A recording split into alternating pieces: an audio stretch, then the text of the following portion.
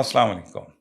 I'm Mohammad Zishan, and I welcome you on the very first podcast of Baldy Productions. Uh, मेरा background है from security and analysis, and presently I am involved in a fintech solutions kind of a business.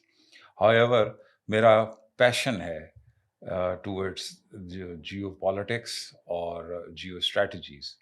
और हमने जो ये podcast की series शुरू की है, इसका मकसद है कि जो मुख्तलिफ लोगों के जहनों में परसेप्शंस क्रिएट हुए हैं, उसके बारे में डिस्कशन करना, उनको थोड़ा सा स्ट्रीमलाइन करना और एक्सपर्ट से उनका ओपिनियन लेके चीज़ों को ज़्यादा इश्यूज को क्लैरिफाई करना.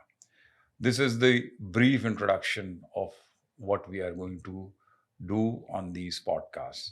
आज की हमारी फर्स्ट पॉडकास्ट जो है इसका टॉपिक है evolution of global fault lines.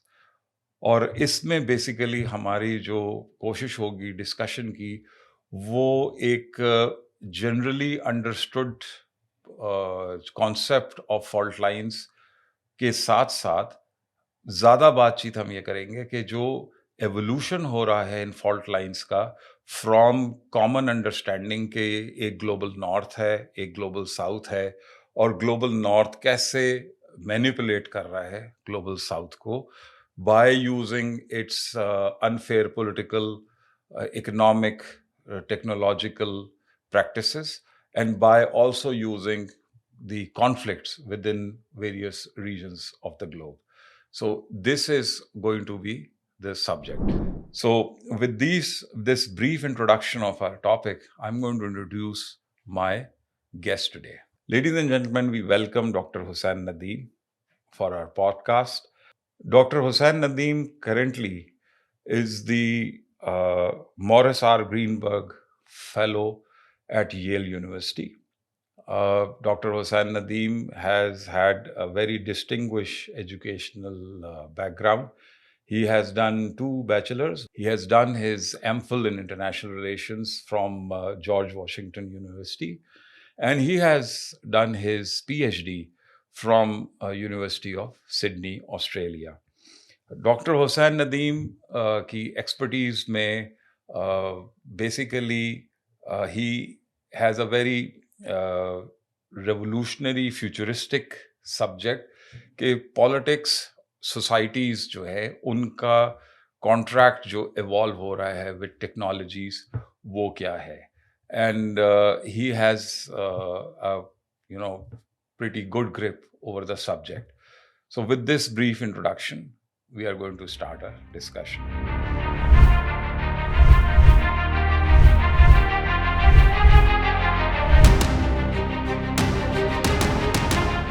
My question is कि ये terminologies जो हैं कि there are fault lines between global north and global south.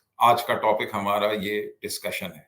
मगर इस डिस्कशन से पहले मैं ये चाहता हूं कि आप एक आम लिटरेट प्रोफेशनल के लिए डिफाइन कर दें who belongs to the global south कि ये दोनों टर्म्स क्या हैं, ग्लोबल नॉर्थ और ग्लोबल साउथ, और ये कैसे इवॉल्व हुई into these two specific terms. Thank you so much. देखिए, जो post colonial and decolonial studies की एक पूरी डायमेंशन है ना, उसके अंदर एक one of the fundamental element, if you want to study anything from a post colonial और अ डी कॉलोनियल लिटरेचर और अ थ्योरेटिकल फ्रेमवर्क, उसके अंदर सबसे इंपॉर्टेंट एक चीज ये है that how do you define terminologies, who has the power to define those terminologies, and in what language those terminologies are being defined. The reason I say is that because one of the first things that are is very important when it comes to colonization or even anything related to the aspect of power is essentially this fact of language. So in any colonial culture, the most important thing is how do you use language, words, definitions, concepts as a way to reinforce or as a way to extend your power structures across the world. So उसमें अगर आप देखें तो the world is currently based on an English language system. Predominantly people, even if they're not in numbers there, but the English is the running language of the world. Now, If you look at the world geographically, there is a term we use. It's called political cartography, and that political cartography is essentially, uh, what it means is that there are certain people who have the power and monopoly on ideas, monopoly on discourses, monopoly on academia, research, scientific knowledge. They have the ability to define the world through their own lens, which basically means कि दुनिया तो आपकी देखें गोल है. How do you then define it as north or south? How do you define that?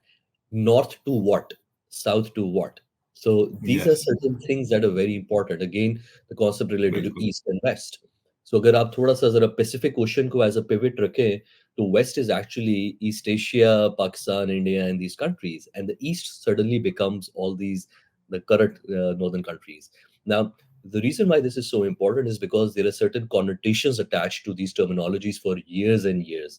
और वो discourses में क्या है that north is where all the goodness is, the development, the ethics, the morals, and all the culture and sophistication is in the north, while in the south or in the east, let's say, it is where there is corruption, where there are people are bad, they have crazy religious ideas, and all the fanatics live in these parts of the world.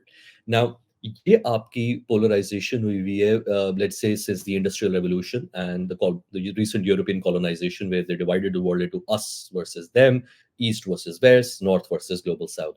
So to put it simply, the current understanding of global north and global south is basically rooted in the European experience when they set out for expeditions.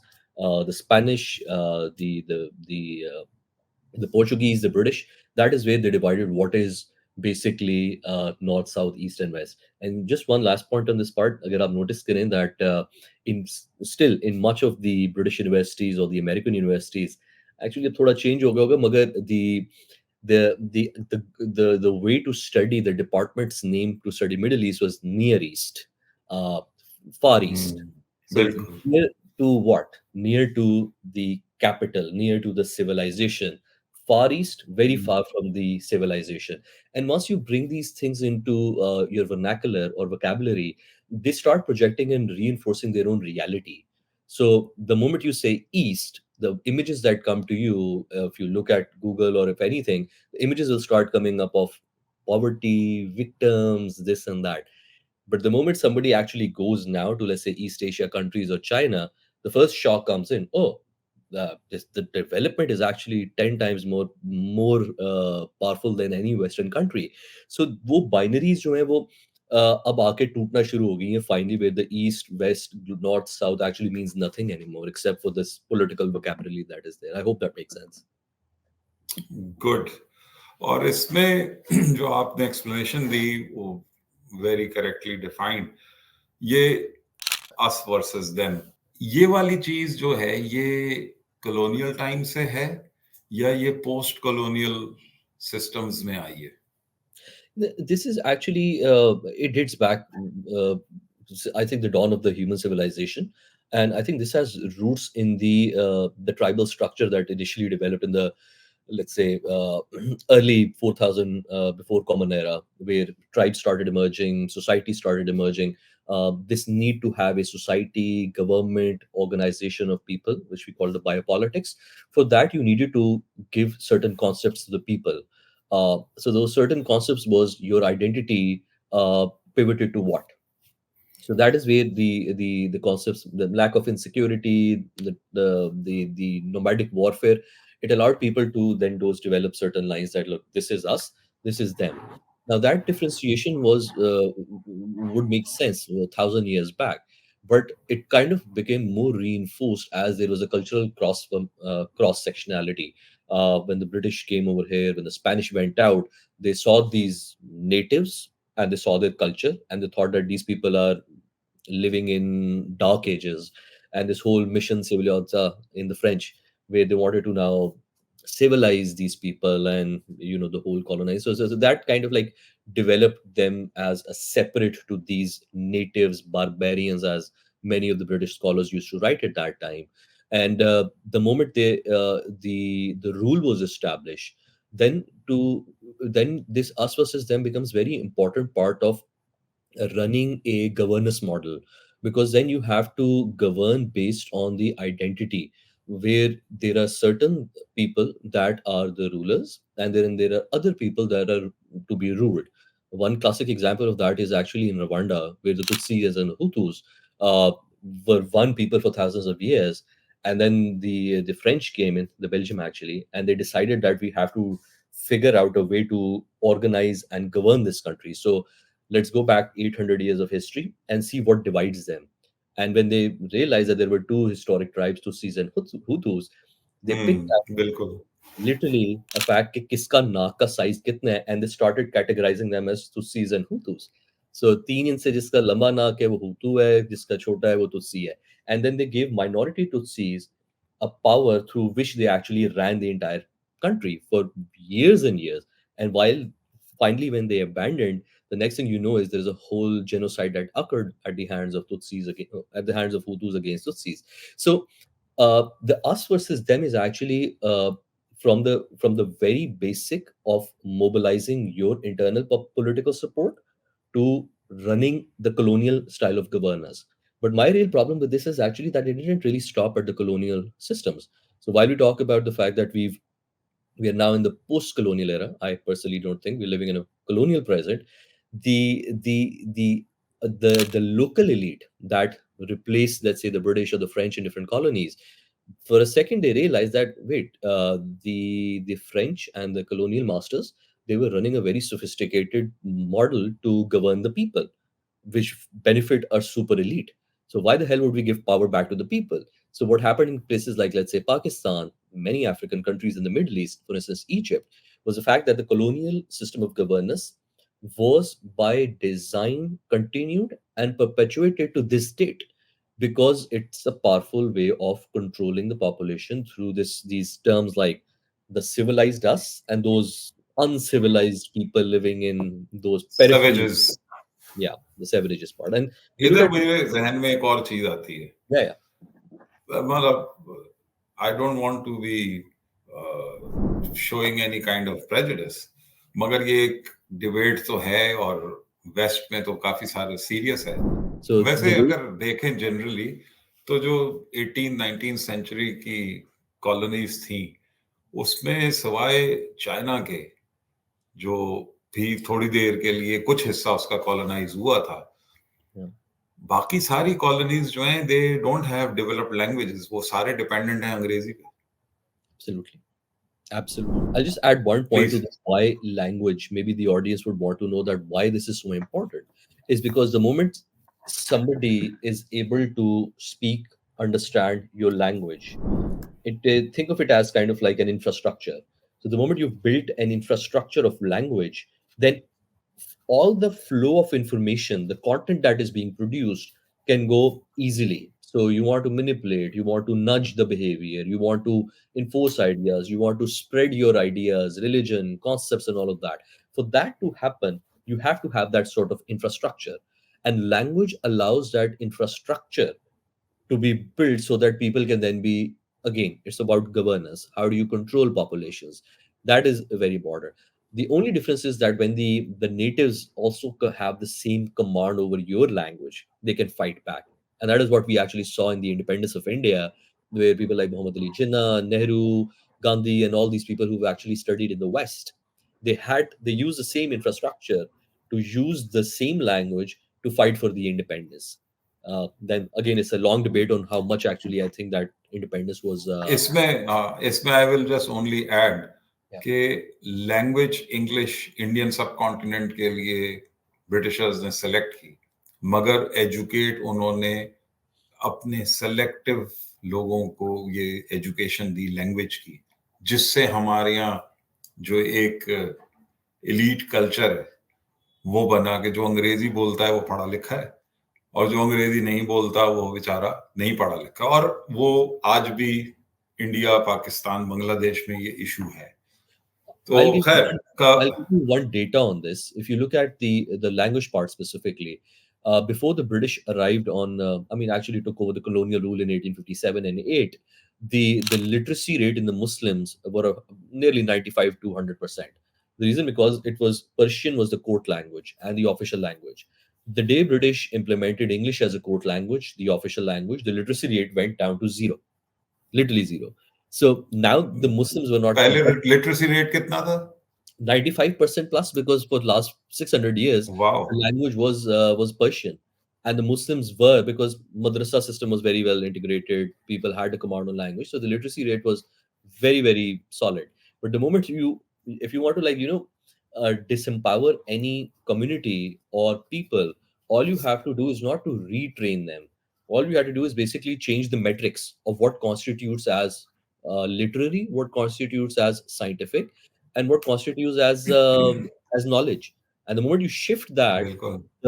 the entire, it's kind of like asking a swimmer to compete in a 100-meter sprint race, right? So the great swimmer would Got probably it. want to survive.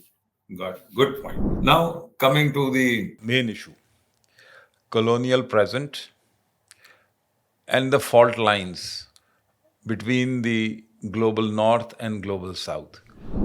आजकल के ज़माने के लिहाज से अगर मैं आपसे कहूँ कि इसको आप ब्रीफली डिफाइन करें, 1, why we call it colonial present, 2, कौन सी ऐसी फॉल्ट लाइन्स हैं जो सबसे ज़्यादा खतरनाक हैं, Mm. क्रिटिकल है? Yeah. So the concept of colonial present is is the foundations of it. If you have to understand, is first you need to recognize one thing, that when we think of history or historiographic, historiography, the writing of the history, we tend to think of it as something that happened back then, and there was a break, and there was something new. So that's the concept. History is something that happened, and there was a point of rupture, and something new happened after that. So if you look at the entire study of international relations or history, you will notice certain things, that these are not just random subjects of study like biology. They're political, they have personal prejudices, they have biases, and they're very very strong aspects of power. How you study what, how do you research what. So when you say that the Cold War ended, who decides the Cold War has ended? Because when you decide a particular point in history as the end of something, the entire Hmm. history then is written as post that, so that people can look back in history and say that, oh, that era is gone, we're living in a new age. I actually tend to argue otherwise, because I think past is a prologue. What we have seen in the last 500 years, 600 years of colonial European centrism is actually the continuation, a very skilled perpetuation of the same practices, same ideology, same tactics of power, and same conceptualization of the world. The concept of the world didn't actually change. It has been the same since the 16th and the 17th century. So, the reason why we say it's a colonial present is because by conveniently saying that the British left, the French left, so now everyone is independent, is actually more dangerous than accepting the fact that you are still under a colony, because that kind of gives them a blank slate to the colonial past, in basically projecting that somehow you're independent now, you have nowhere to fight, you have no one to fight.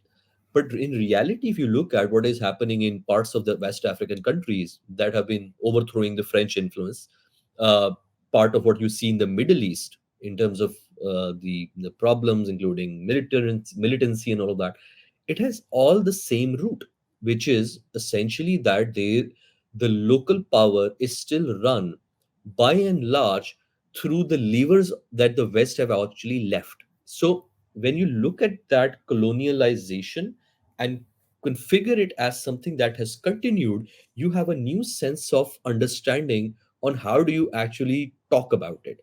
So once you start talking about in the right way, with the right lens, only then you can address the problem.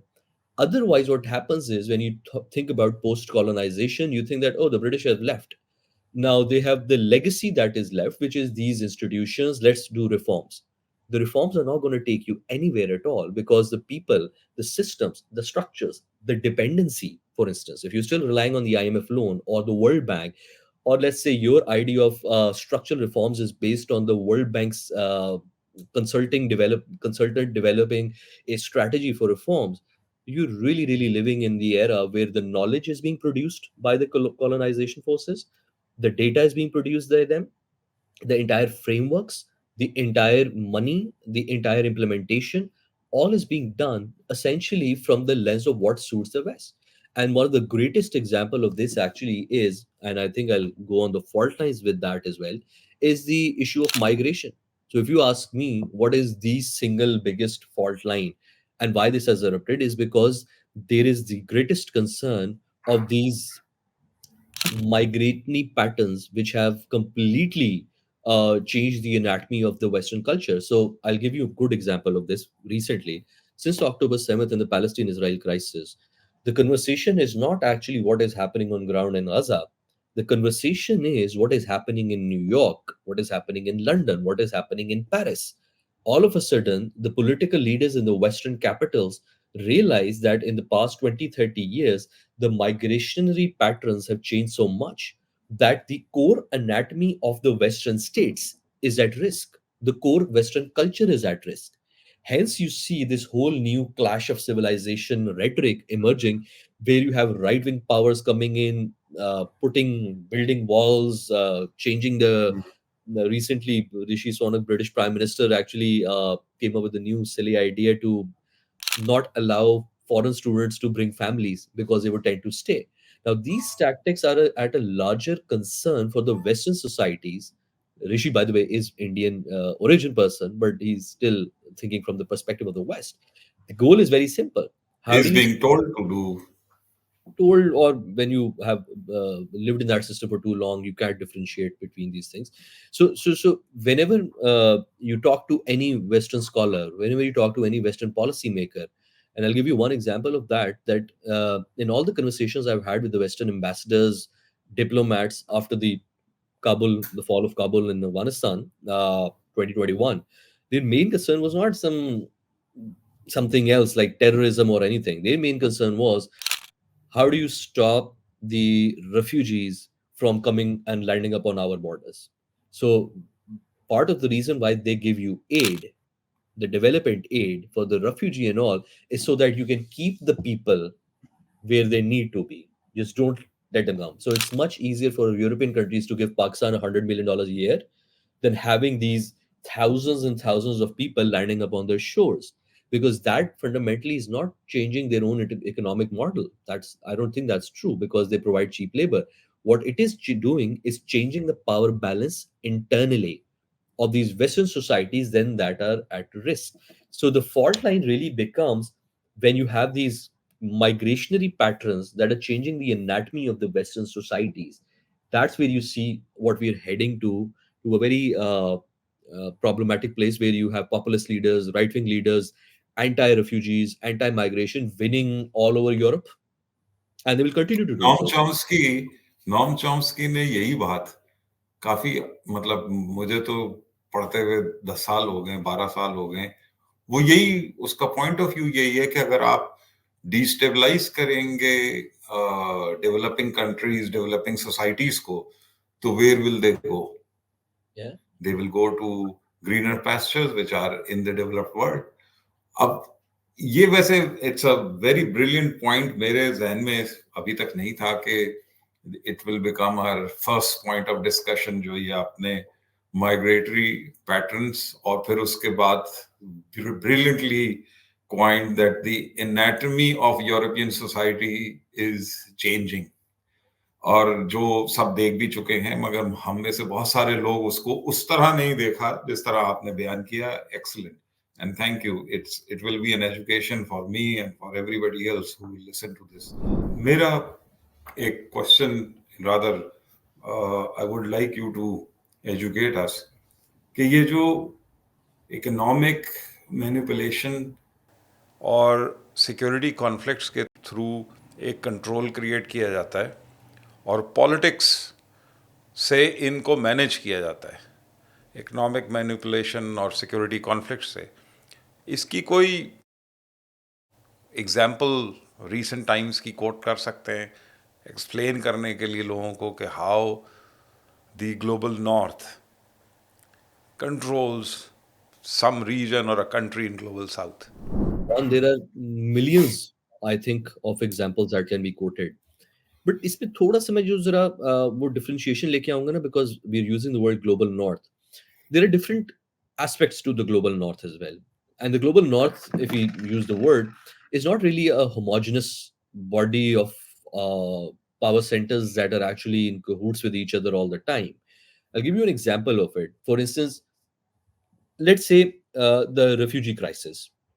Now, the refugee crisis are created, as we talked about, by instability and wars in the fragile countries, in the parts of the Middle East and elsewhere.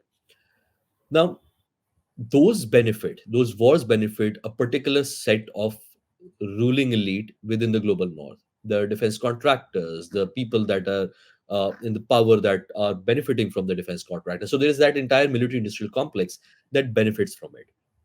Now, the for the short term benefit of destabilization and billions of dollars of fund, there is a long term problem that gets created. Now, the defense contractors are not interested in that long-term problem. So, who steps in into that? The USAID steps in, TIFID steps in, ICRC steps in. These major humanitarian crisis organizations, then it's their turn to step in and try to solve the mess that the other department created. So it's not like that they all agree that first you go and then I go. There is a conflict of interest over there, because certain people, like say the Green Party or a particular political party in the European, they do not want the refugees to land up on the shores. But a particular bloc in the government also wants to go and invade Libya, because that somehow helps their corporations in a particularly different way. So it is always an internal struggle within the power centers.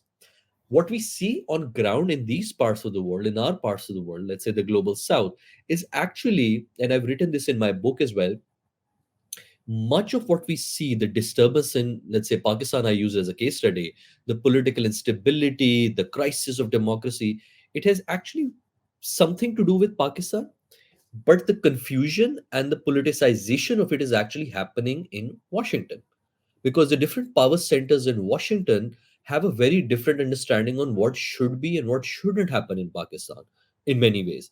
And that confusion sometimes plays out on ground over here in Pakistan. I'll give you one example. In the Hmm. 80s, when Pakistan and Afghanistan and the US were all together in the jihad, the State Department in Peshawar and in Islamabad was writing memos to the Secretary of State that we need to support Ahmad Shah Massoud. I mean, there are written evidence of that.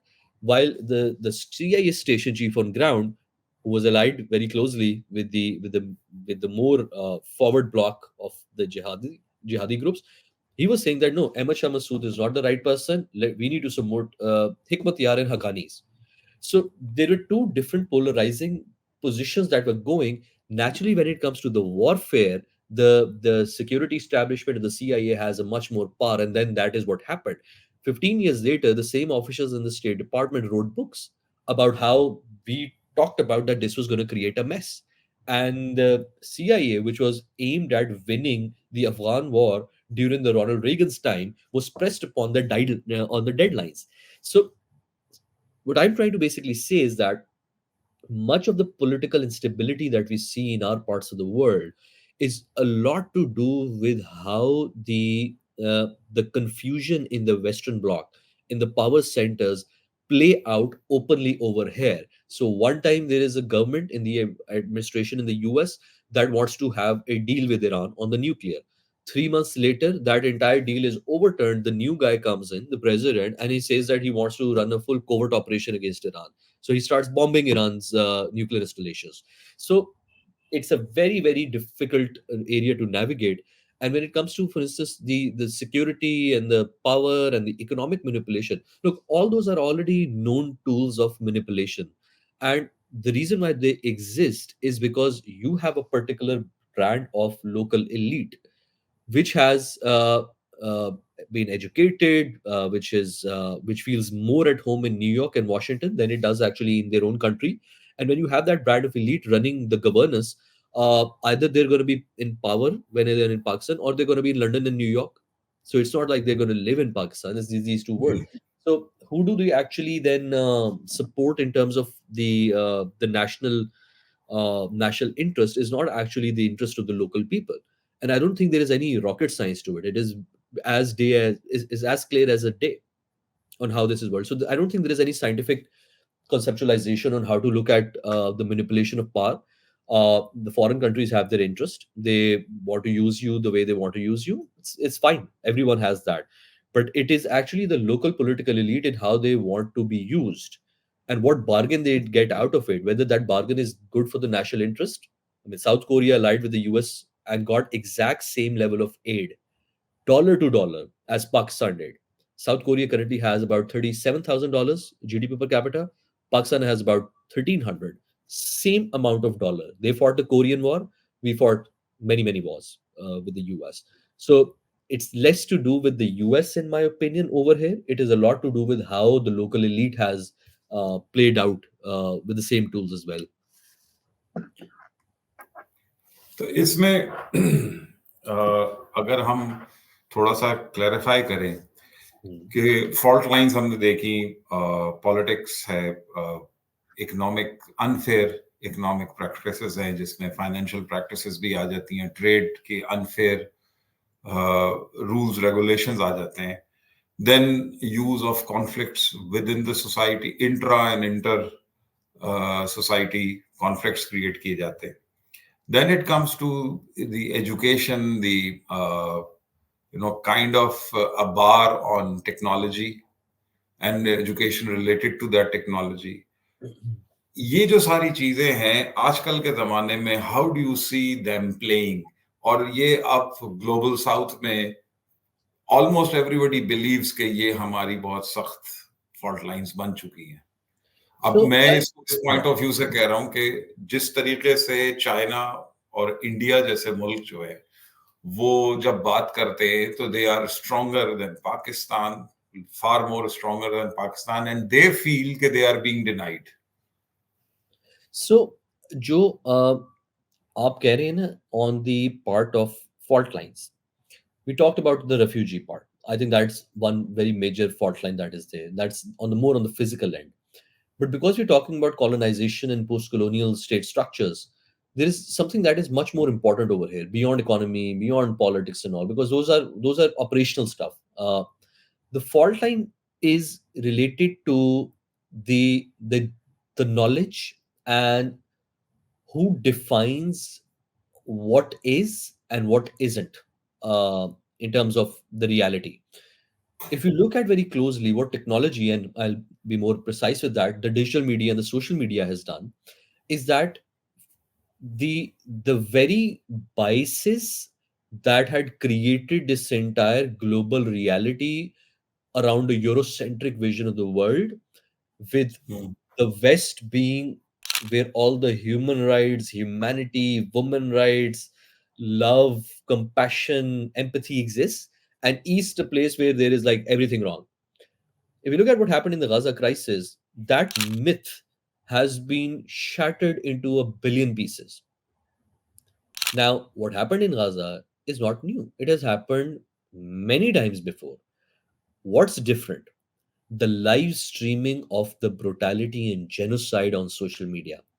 So the fault line really then becomes this entire block of people waking up to the reality that what they were told was not true.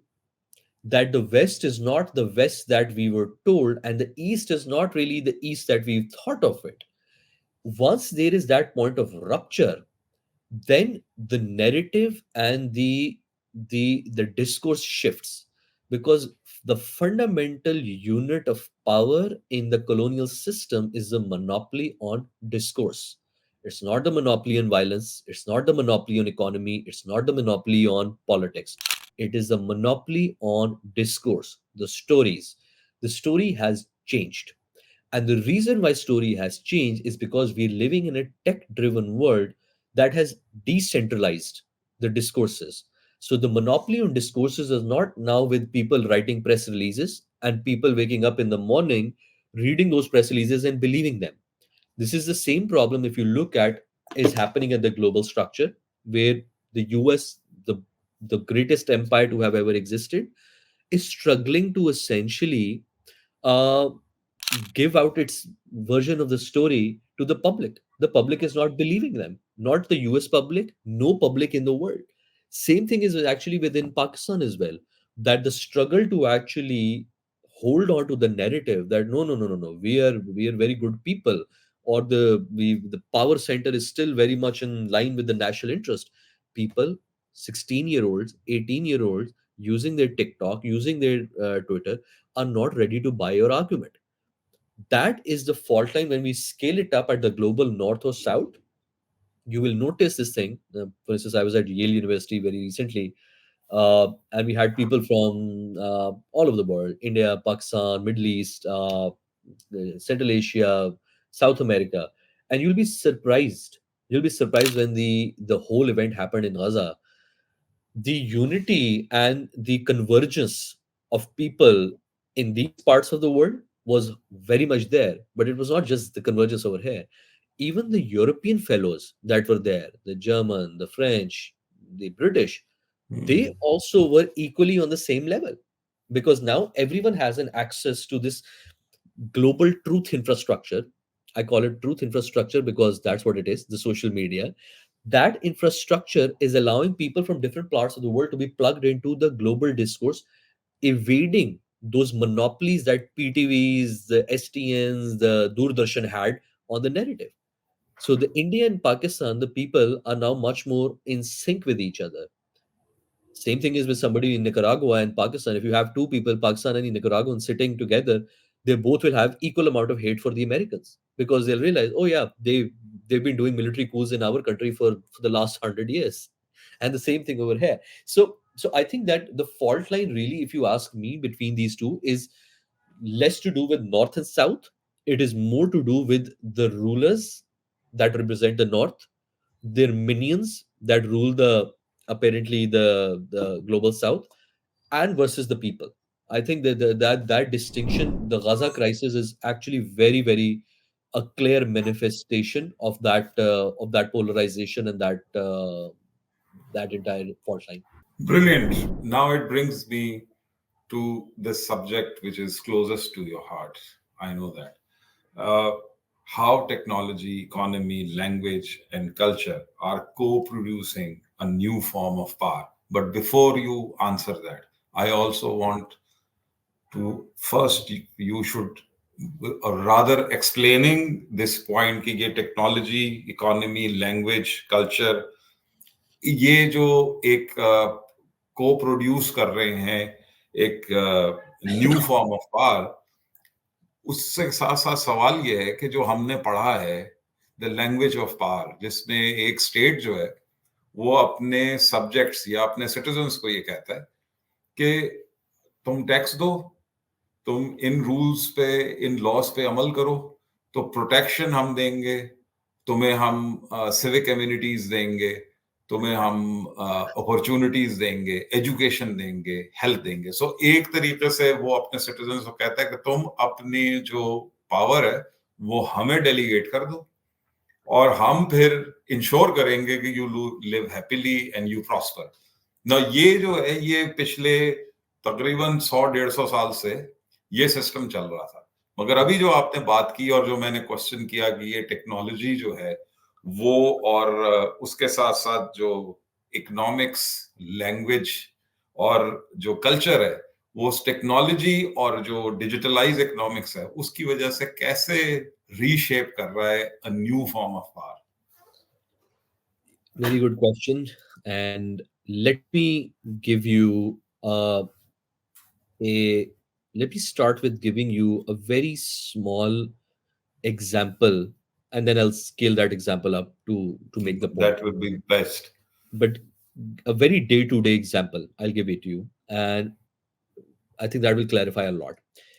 So I've run tech businesses. I've had people in where I worked in the government, where I've had a lot of young talent coming in. I worked in the digital space, the data analytics space, on the engineering side of AI. So let me tell you exactly what is happening at the moment while we sit in Pakistan. Now, these are certain trends that it is the responsibility of the state to look, research, and be cognizant of these trends. When a state is not cognizant of these, I'm not talking about micro, I'm talking about micro trends that are happening on the day-to-day basis. Why Hmm. the state is panicking? It will explain the whole uh, idea why the chaos exists. You have kids graduating universities in Pakistan using Upwork and freelancing platforms. They're earning in dollars more and more. Be a designer, my visual artist person, my UI designer, my engineer, my creative guy, my video editor. Everyone is doing freelancing, right?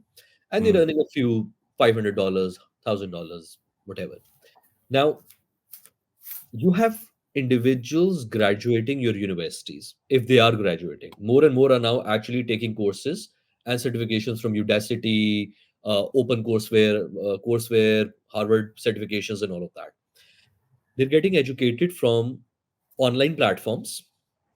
They're getting jobs on online platforms, earning in dollars, $1,000, $500, डेढ़ दो तीन चार लाख पांच lakh, depending on good quality people are also earning above a million, right here in Pakistan. 2 years out of college, अच्छा engineer जो है, for instance machine learning का जो है, वो आपका पाकिस्तान में बैठे बैठे $3 से $4,000 बनाता है, which comes down to 12 lakh रुपए. आ, वो शोज कौन से देख रहा है? वो नेटफ्लिक्स दे रहा है, देख रहा है, वो एचबीओ देख रहा है, वो आपका हम टीवी के ड्रामाज नहीं देख रहा है, वो पीटीवी के ड्रामाज नहीं देख रहा है, वो यूट्यूब देख रहा है, वो आपका फॉलो कर रहा है आपके ग्लोबल आर्टिस्ट को, वो टिकटॉक यूज कर रहा है, वो आपका ट्विटर पे भी बैठा हुआ है. He is plugged into the global economy. हालात थोड़े खराब होते हैं तो वो घर के बाहर सिक्योरिटी गार्ड रख लेता है. बत्ती जाना शुरू होती है तो वो क्या करता है? जनरेटर रख लेता है या यूपीएस रख लेता है. What I'm getting at is something very, very simple, which is that all those things that define the state as the as the very core existence and justification of a state don't exist in the same way anymore. The state is supposed to provide the security. It's not able to. Hence, the people with means and resources, गली मोहल्ले के बाहर भी पूरे गली वाले अब तो पैसे दे के एक सिक्योरिटी गार्ड रख लेते हैं. So, बिल्कुल. security has been taken away from the state. State was supposed to provide the ecosystem for jobs, economy, and all. The trend is Hmm. that that is also going away. You don't have to go कोई state की organisation नहीं है, कुछ नहीं है, या तो private sector वाले आपका कुछ गाइडेंस दे रहे हैं या फिर आप अपवर्क या फ्रीलांसिंग के ऊपर आप प्रीडोमिनेटली काम कर रहे हैं. Anyone with basic Hmm. Technical skill set वो जा रहे हैं वहां पे, डॉलर्स में आ रहे हैं पैसे, there happy with that. Content monopoly on narratives होता है ना एक स्टेट का, under the Westphalian state order monopoly on narratives is the most powerful thing. Narrative तो आपके हाथ में है ही नहीं, क्योंकि आपने स्टेट टीवी को पीटीवी को मॉडर्नाइज नहीं किया, आपने एसटीएन को मॉडर्नाइज नहीं किया. आपका टोटल इंटायर जो एंटरटेनमेंट है वो बनी हुई है for mid 40 to old 60s women housewives जिन्होंने ड्रामा सीरियल्स देखने हैं. Predominant Hmm. एडवर्टाइजमेंट आती है. एंटरटेनमेंट के तौर पर आपको कुछ और नहीं नजर आया तो आपने स्टार बना दिया न्यूज एंकर्स को. News is a loss loss leader. It doesn't make you money, but वहां पे इंसेंटिवाइज होके कुछ लोगों ने यूट्यूब खोल लिया तो चले आपके लोग प्लग इन है. बट प्रीडोमिनेंटली इस वक्त नेटफ्लिक्स पे अगर आप पूछें तो दुनिया के दो मुल्क हैं जो लार्जेस्ट कंटेंट डेवलप कर रहे हैं, India, Israel, and then Korea and all these other countries are there. Pakistan does not exist on the map. So आपका जो पाकिस्तान में एक बंदा रह रहा है ना, जो बच्चा Let पाकिस्तान me में पैदा say, हुआ है, Pakistan does not exist. Pakistan is not allowed to exist. I'm personally aware कि अगर आप Netflix पे पाकिस्तानी कंटेंट डालने लगे तो वो या किस किस तरीके के आपके ऊपर प्रॉब्लम्स और तो नेटफ्लिक्स इज वन रेगुलेशन लगाते हैं. They don't let you platform. have anything of Pakistani content. That may also be there. So my point is very simple. You have an entire new generation in Pakistan that is being developed, who's living in Pakistan, who's actually entirely disconnected from the reality that exists. Right now, ये वो है जिसकी रिलायंस ही नहीं है आपकी state पे, because state has refuse to provide them anything. आपने education sector को रिफॉर्म नहीं किया हुआ, आपने वो डिवॉल्व हो गया प्राइवेट सेक्टर के पास. Hospitalisation, this you name it, the state has basically cut its own limbs. Now इसको स्केल अप करें आप जरा ग्लोबल लेवल पे. The driving factor behind this is one state's internal own structural rift, जो कि अभी तक इवॉल्व ही नहीं हो सक रही आपकी 18th सेंचुरी से। 18th सेंचुरी का स्टेट स्ट्रक्चर है ना हमारा ये यूरोपियन मॉडल, हुँ, और आप रह रहे हैं 21st सेंचुरी की टेक्नोलॉजी में, एंड यू एक्सपेक्ट बिल्कुल। to run a 21st century economy, policy, people using the 17th century tool. At the global level, what is really happening is that there is a vast trend which is predominantly being driven by technology, which is shaking the core tenets of power. आप US के अंदर भी देखें, Donald Trump की पूरी election हुँ, campaign देखें, it was predominantly technology ने allow किया डोनाल्ड ट्रंप को टू विन। एंड इस तरह के बेतहाशा आपके मोदी आए, फिलीपींस के अंदर मार्कोस वापस आ गया। A lot of these people have actually returned to power or scaled up to power who could not have done because technology allowed them the pathway. Same thing happened with PTI in Pakistan as well. Imran Khan was struggling hmm, for a very long time to be in power, but he couldn't till the social media numbers penetration became 30% in Pakistan. And all of a sudden, the social media allowed that infrastructure for him to reach to the public and generate his narrative and whatever. So the traditional power structure, be it in Pakistan, be it in Middle East, be it globally, it does not exist in the same way. It is collapsing. Now, the smart countries are evolving and they are becoming more decentralized. So, that's the point I want you to explain in detail कि ये जो नया new form of power technology की वजह से आ रही है, yeah. वो कैसे इवॉल्व हो रही है and where is it leading?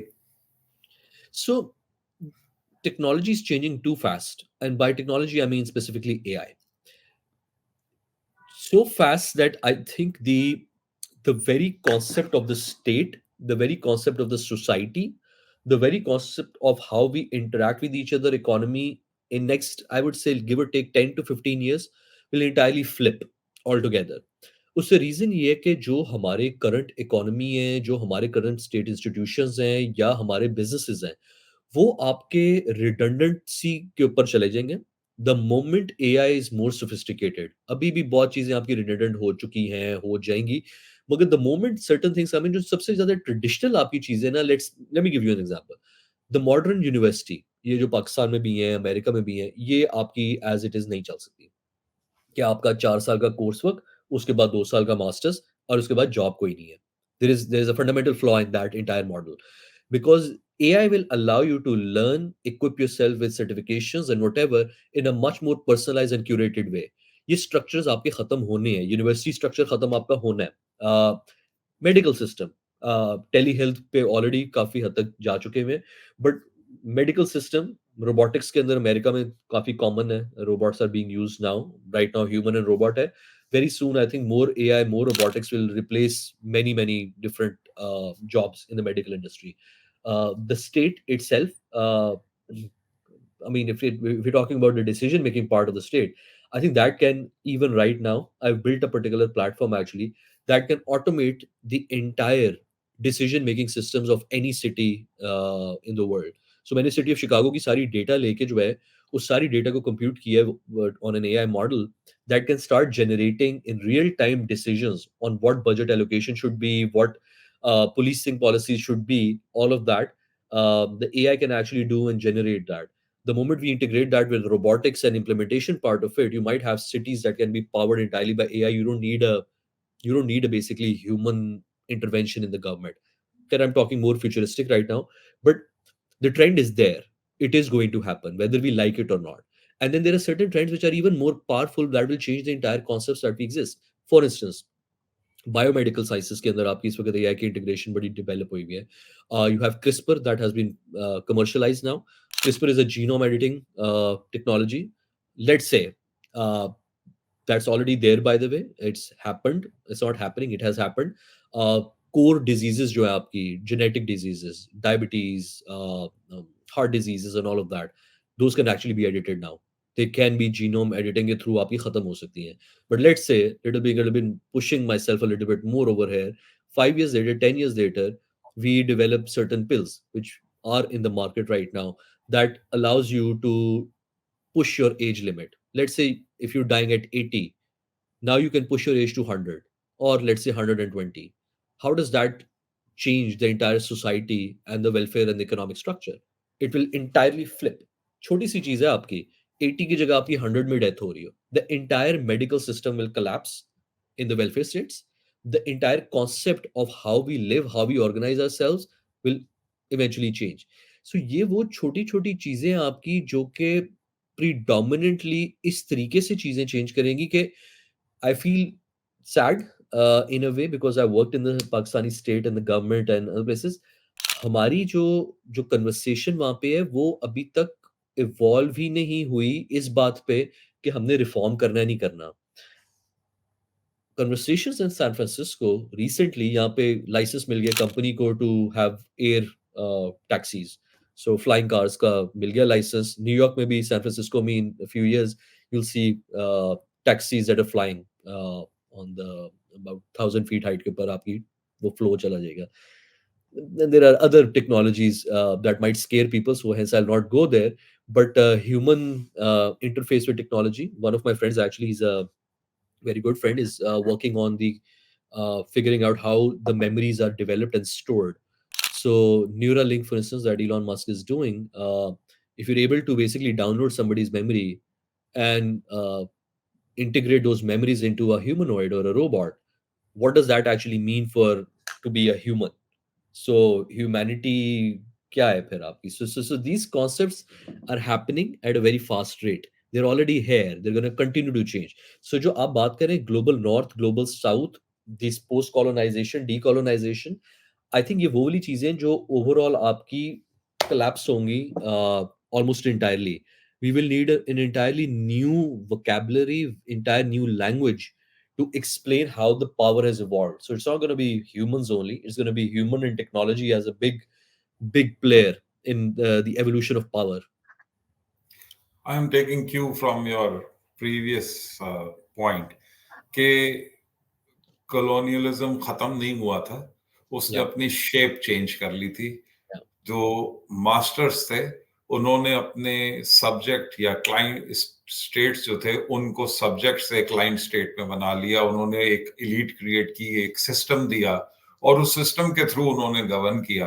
और yeah, आज हम उसके तकरीबन 80 साल बाद ये कह रहे हैं कि जी वो सिस्टम्स जो हैं वो फॉल्ट लाइंस हैं. yeah. जो हम बात करेंगे कैपिटलिज्म ओवर मैच्योर हो चुका है, अब वो चला नहीं सकता. But then you have infused your opinion of how technology and specifically artificial intelligence is evolving and is going to take shape.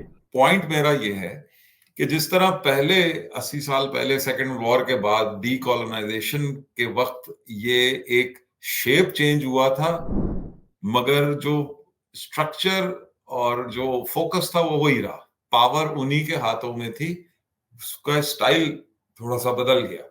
तो इस दफा भी क्या हम यही देख रहे हैं कि ये टेक्नोलॉजी जो है ये मजीद पावर को सेंट्रलाइज कर देगी into the hands of certain states, जो मोनोपोलाइज कर देंगे यूज ऑफ एआई को. I was hoping that you would pick this up, and I'm glad you did, because my thank you. area of research and work at Yale is exactly that. Because I'm coming from a post-colonial angle. देखिए AI जितना भी develop हो रहा है इस वक्त, who are the people developing it? What language do they speak? What is the training data of the machine learning and the neural nets? It's all English language data. इसके अलावा तो किसी लैंग्वेज बिल्कुल. में नहीं. सो जब इंग्लिश हाँ. Language में डेटा ट्रेन हो रहा है तो उसका इनहेरेंट बायस क्या है? उसका इनहेरेंट बायस वही है जो कि उसका ट्रेनर का है और जो इंग्लिश लैंग्वेज का है. सो people like me and a few others in the industry who are fighting this from the post-colonial angle on the AI development, our main concept is that you have to diversify the training data on which it is built. Second, you have to diversify the people who are developing the AI. Third, you have to do the red teaming, which is that when the model is developed and you do its testing and its alignment, you have to make sure those people are well represented. Because the real danger is, I don't think if you've seen East India Company or any of the other big powers, they will actually look like a joke in front of an artificial super intelligence which has the ability to do things which you cannot possibly even fathom. Uh, Automated entire weapons industry to economic models to weapons that can actually be delivered to your home and kill you right from your window, which, by the way, has been deployed already, as we have seen 2 days back in Lebanon. So, my point is very simple on this, that we're in that very, very critical juncture right now where I'm now very deeply involved. And that juncture is what kind of AI will develop.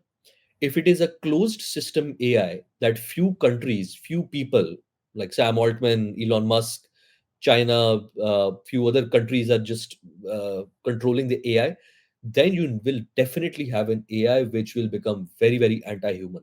Then we're not living in a post-colonial world. We're living in a post-human world, and that is going to be very, very troubling. I personally am less alarmist on that. I believe the good part is that uh, there are movements, people like Jan LeCun, many others who are talking about decentralization of AI systems, even including Meta, by the way, as crazy as that is. अगर to decentralized systems रहती हैं तो उसका advantage होगा to everyone. For instance, I'm running an AI company. I can use the training data, I can use the models to generate an AI that can actually be very specific to Pakistani culture, Pakistani religion, Islam, etc., etc., and it continue to reinforce those cultural contexts.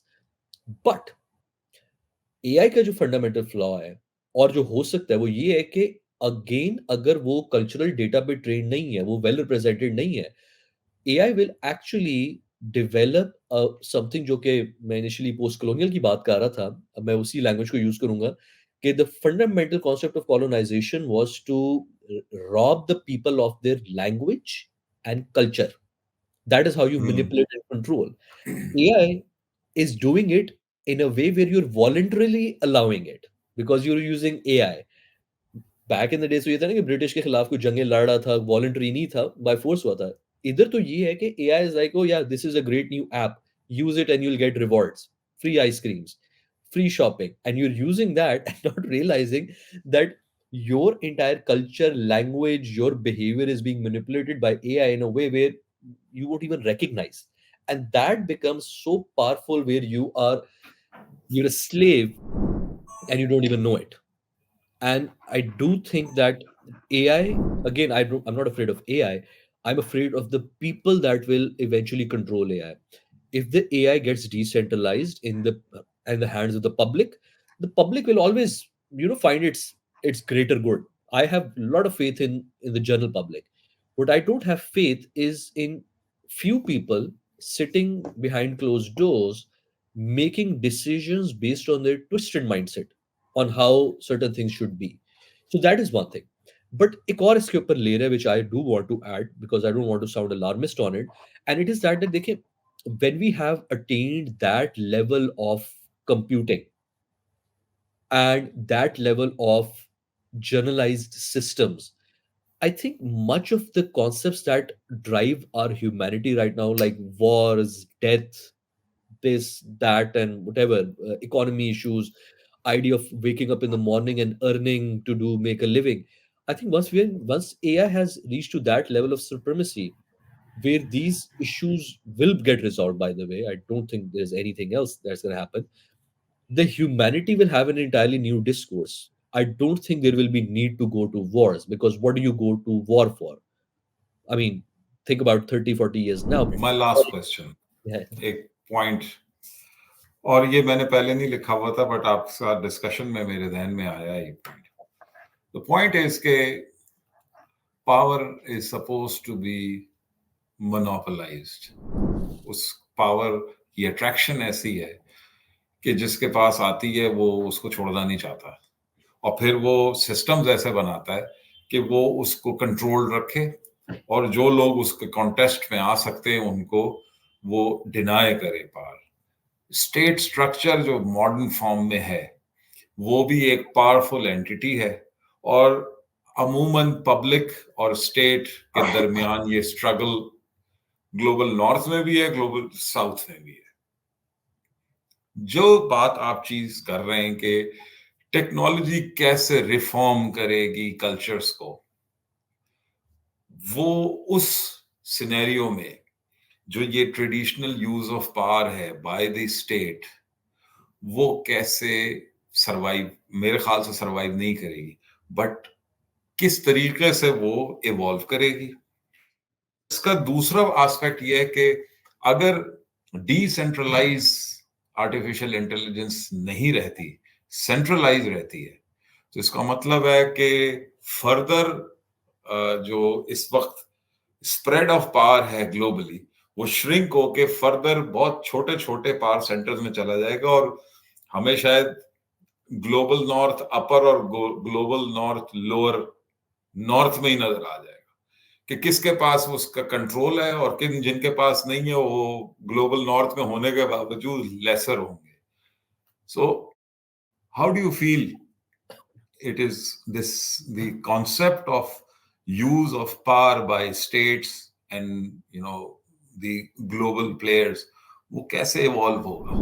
The reason why power in this will change is because the pressure of technology on economy, and the pressure of economy on the people will not allow the state structure and the governance model or the public service delivery to be engaged in the same way.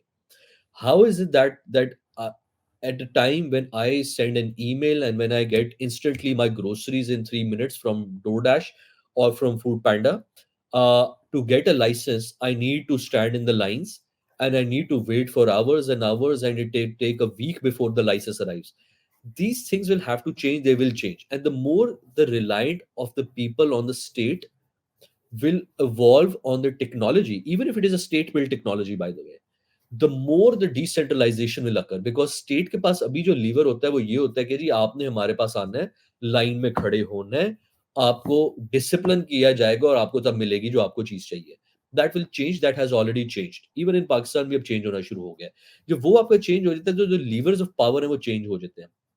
Now my question is, and what I want to make a point, is that to think that the state, society, our social interactions will remain the same in the next 5, 10, 15 years is crazy.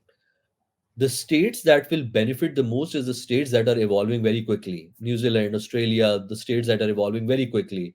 Citizen assemblies mein chale gaye hain. They're using AI to figure out how do we incorporate people in the decision making processes.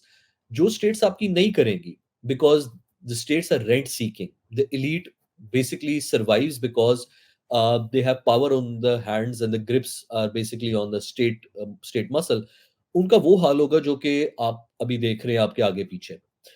Again, this is why I say that what you see in Pakistan is less to do with personalities. Personality A, B, C हो इधर, personality A, B, C हो उधर, uniform, no uniform, institution or not, anyone in these roles where there are Pakistan जो चल रहे हैं, आपने अगर इसका end result देखना है, आप ये देख लें who's pro technology, who's anti technology. Anyone who's pro hmm. technology, anyone who's pro digitalization, he's going to win, because not the people love him. It is because the technology favors the brave, and the technology is going to favor that individual that is adopting that. बाकी जो है वो slow painful death होगी आपकी. Smart people will realize it, they will evolve, they will let go the power structures. The people who not smart enough, they will continue to fight till they realize there is nothing left to fight. So वो जो आप कह रहे हैं ना कि technology and जो bifurcation है वो ऑलरेडी ग्लेरिंगली विजिबल हो चुकी है यहाँ पे. The global north is already divided. And part of the reason is because of the capitalist structure, कि जो बहुत ज़्यादा लोग चीखते हैं राइट विंग के अंदर यहाँ पे, Donald Trump and many others, is that the capitalist structures, for instance, doesn't really allow them to be pro-nationalist. They don't want to keep the jobs in the US. What they want to do is that कि अच्छा हमें $2 advantage होता है पर iPhone China में बनवाने का, तो let's take the entire line to China. अगर हमने चिप्स बनवानी है तो let's take those chips to India. सो जब आपकी ग्लोबल कैपिटलिस्ट स्ट्रक्चर जब ये करना शुरू हो जाता है तो नेचुरली होता क्या आपका इनग्रोन आपकी फिर पॉपुलिस्ट मूवमेंट्स भी स्टार्ट होती हैं, because now they feel that American companies are avoiding taxes over here, American companies are selling and making money over here, but वो सेटअप है डबलिन या आयरलैंड में, या वो सेटअप है आपका केमन आइलैंड्स में. तो ये कन्वर्सेशंस तो आपकी अमेरिका के अंदर बहुत डीप भी हैं, and these are the conversations that drove the entire campaign of Donald Trump for him to win.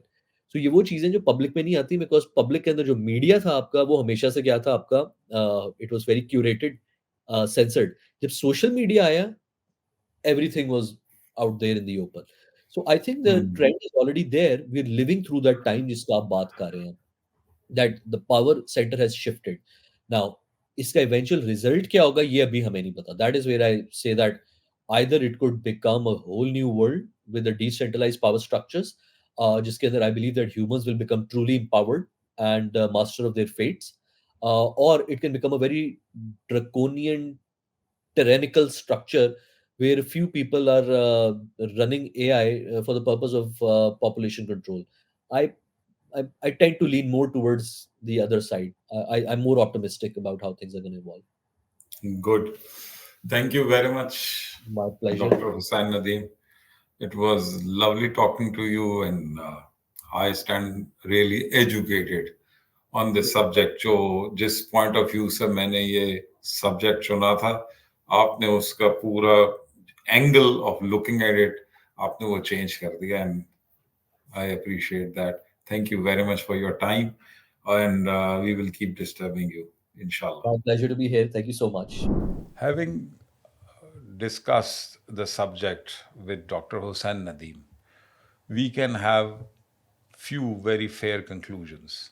And today we stand much more educated about the subject of fault lines happening everywhere in the world.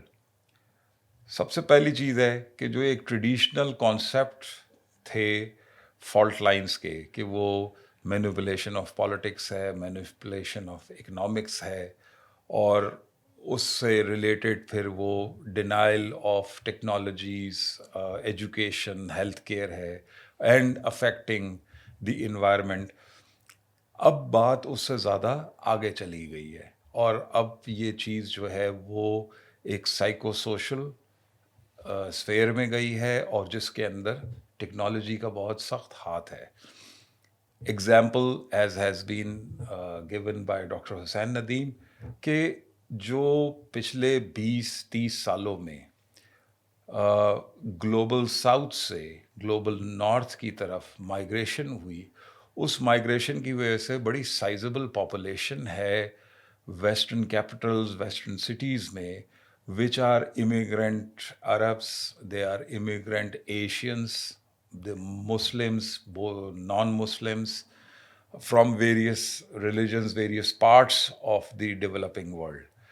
और उन लोगों ने जो एक pattern अभी develop किया है of protest of Israeli aggression on Gaza, जो कि लंदन में हुआ, जो कि बर्लिन में हुआ, जो कि पेरिस में हुआ, जो कि न्यूयॉर्क में हुआ, वाशिंगटन में हुआ, ये प्रोटेस्ट जो थे वो आई ओपनर थे for the politicians of western Capitals, कि उनकी जो सोसाइटी है, it has come under serious threat. The complete anatomy of Western societies are now under threat.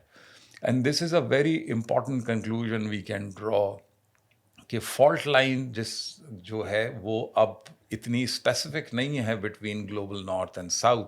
The fault lines lie within global north. However, the reason of that fault line is the unfair practices of global north against global south. इसमें जो एक और important चीज़ है वो है technology.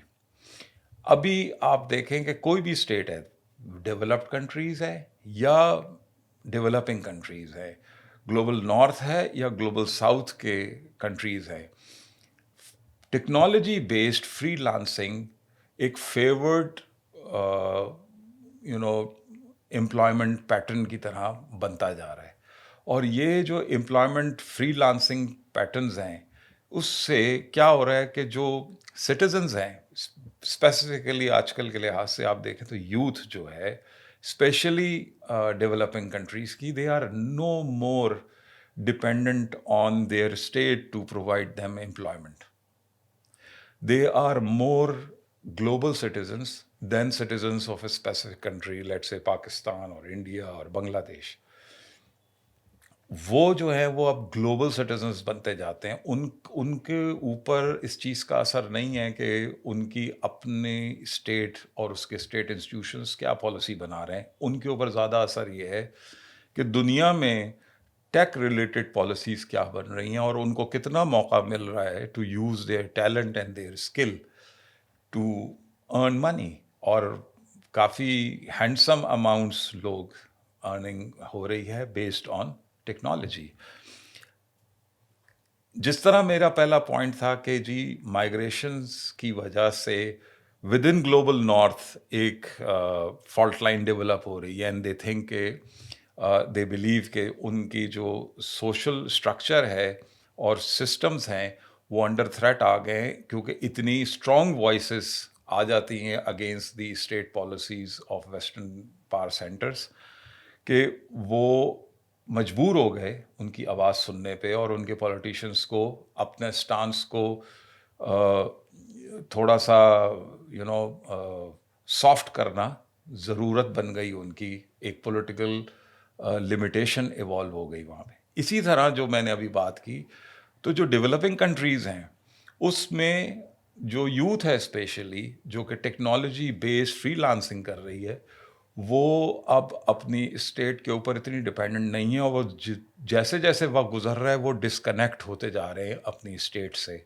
सो developing countries का जो state का इंफ्रास्ट्रक्चर है वो किस तरह इनको अपनी पावर में रखेगा, ये बड़ा चैलेंज है। क्योंकि अभी तक जो स्टेट्स हैं वो 20th सेंचुरी की स्ट्रैटेजीज पे चल रहे हैं, 20th सेंचुरी की सोच पे चल रहे हैं और वो अभी तक ये नहीं समझ पा रहे कि जो उनकी पॉपुलेशन है वो टेक्नोलॉजी की वजह से, फ्रीडम ऑफ इंफॉर्मेशन की वजह से वो किस तरीके से उनके कंट्रोल से बाहर होते जा रहे हैं। So this is another fault line with in the global south.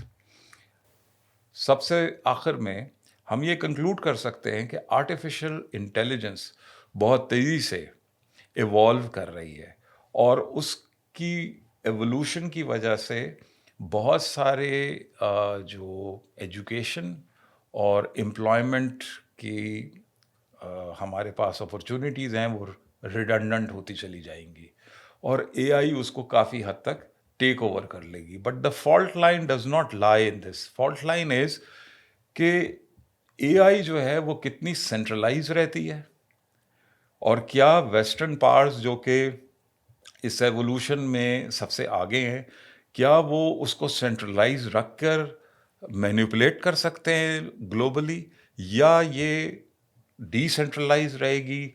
और as doctor Nadeem has said that he is very optimistic कि ये डिसेंट्रलाइज रहेगी, मगर उसके साथ साथ इससे ग्लोबल सिटीजन्स जो हैं, no matter they belong to which part of the world, north और साउथ, वो उससे फ़ायदा उठा सकते हैं। They can earn and they can progress. So these were the major conclusions from our discussion today, and inshallah we'll be coming back with subjects specifically addressing the finer points of today's discussion. Thank you very much.